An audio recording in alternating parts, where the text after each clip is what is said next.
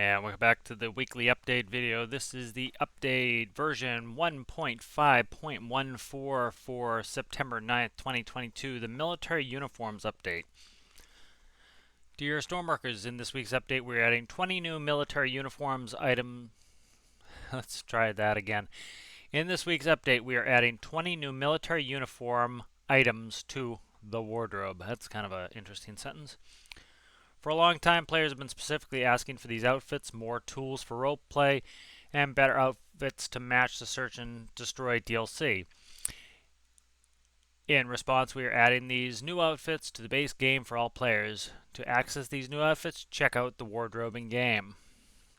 So it looks like we have some naval uniforms here. We have dress whites, some blues. Looks like we have carrier ops type of uniforms for the different roles on carriers. For these outfits, we have been inspired by specific sections of the armed forces of various countries. Obviously, the outfit set is non-exhaustive with the countless armed forces, and there are many uniforms across the world, but we are also supporting color picking with these new outfits, so combined with the 20 clothing items, there is a new wealth of styling possible.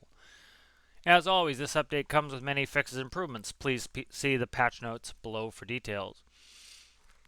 We look forward to seeing how players use the new outfits and what you get up to. As a reminder, we are planning a big announcement next week, so join us for the big new info. Looking forward to that. That'll be nice to see. Much love, Stormworks developers. All right, let's go through the patch notes. So, changes include a number from the bug tracker. So, again, if you have a request or you have a bug, this is the one and only place they're going to check it. So complaining on Reddit or on the discussions on Steam, that's not going to get anything done. You need to put it on the bug tracker if you want to actually have a chance of it looked at, and this also allows other players to support it so that hopefully it can get addressed. Posting a submission to this tracker ensures we review suggestions, since we may not see reports via the channels. Exactly what I just said. This is the one and only place. If you're putting it somewhere else, you're just screaming into the ether, and there's no chance that's going to get seen. Feature new military outfits.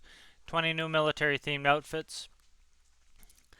Let's see. Feature added new custom menu setting to disable lightning for accessibility.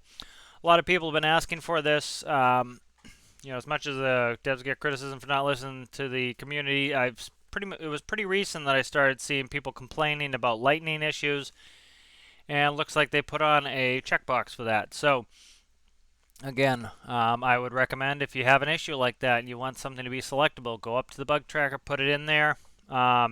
If you are going to post to Reddit about something like this, post the actual link to your bug tracker post, and that allows people to star it. The more stars they get, it tells the devs, hey, this is important to the community.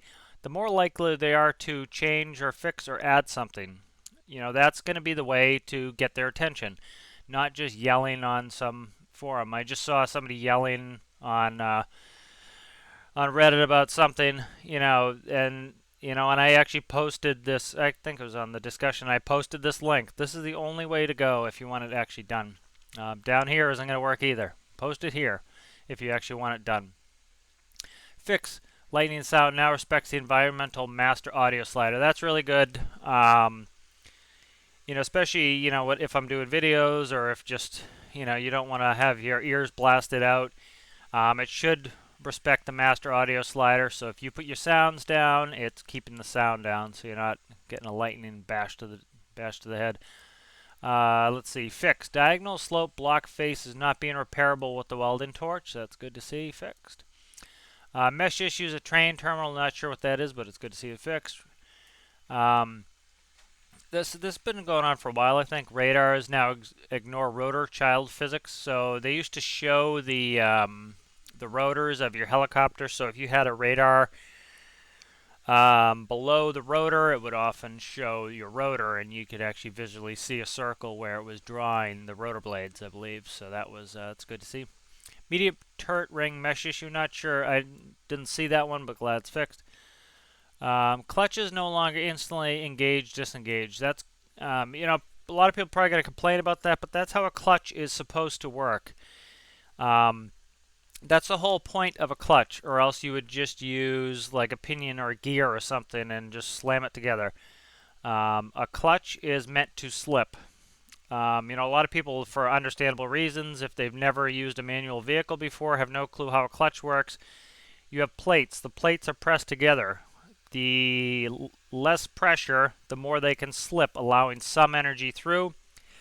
And then once the clutch is fully engaged, the plates are pressed together hard, and that causes all the energy to go through. That's how you stall an engine, is if you if you just dump the clutch. That's how you do a wheelie on a motorcycle. That's how you stall out a car. You just let go of the clutch. Fix. Unable to detach ropes while both rope anchors are at max equipment rope length. Let's see. Fixed impact detector typo. Boiler light goes through blocks. That's good.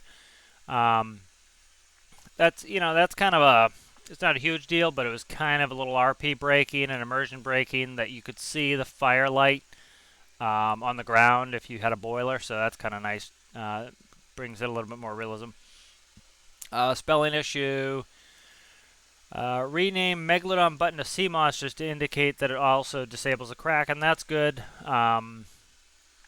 People were misunderstanding that was how you also disabled the crack, and people have been complaining, I'm in career, I don't want the Kraken, and and I've had 2 Kraken in the last 5 minutes. It's ruining my career gameplay. Well, it's nice to see now, and we were all telling them, you have to disable Megalodon, and so that's good that they actually put that in there so that people know that also does the Kraken. Characters with invalid outfit values appearing invisible. Saw that a couple times on Reddit. People showing their character was invisible. Torque crank buoyancy missing surface. I think this was people saying that the torque crank was not sealing a volume, but I'm not sure. So looks like a good update. Good to get some more outfits in there. It's always nice for people to be able to customize the look, especially if they're RPing.